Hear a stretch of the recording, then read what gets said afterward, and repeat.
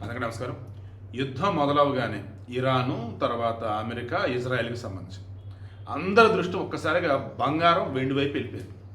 Stock మార్కెట్లు పడిపోతే బంగారం, వెండి పెరిగిద్దండి.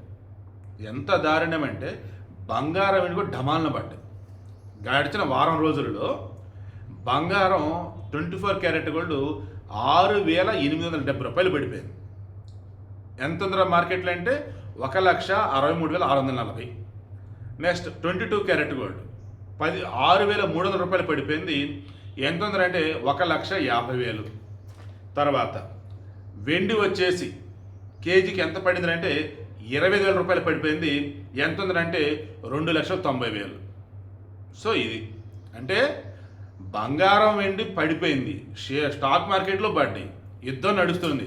మరి ఏం పెరిగినాయి అన్నప్పుడు మా ఫ్రెండ్ చెప్పన్నాడు, పెట్రోలియం బై ప్రొడక్ట్స్ ఉంటాయి కదా, అందులో అత్యంత కీలకమైనది ప్లాస్టిక్ పిల్లెట్స్ టైప్ వస్తే 6 రకాల మెటీరియల్స్ ఉంటాయి.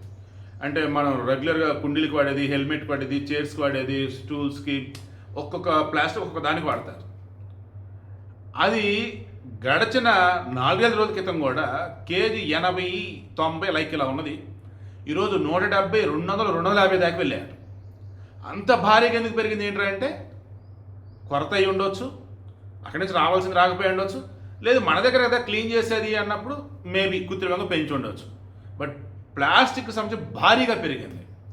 అండ్ ఆయిల్ రేట్లు భారీగా పెరిగాయి, గ్యాస్ రేట్లు భారీగా పెరిగాయి, గోల్డ్ పడింది, సిల్వర్ పడింది, స్టాక్ మార్కెట్లో పడ్డాయి. సో ఓవరాల్గా మార్కెట్లు ఏంటంటే ఏది అవైలబుల్గా ఉండదు. ఒకవేళ అవైలబుల్గా ఉన్నా దేనికి సప్లై తక్కువ ఉండిద్ది అన్నప్పుడు దాని డిమాండ్ తగ్గట్టుగా గట్టిగా భయంకరంగా పెంచేసుకుంటా పోతున్నారు.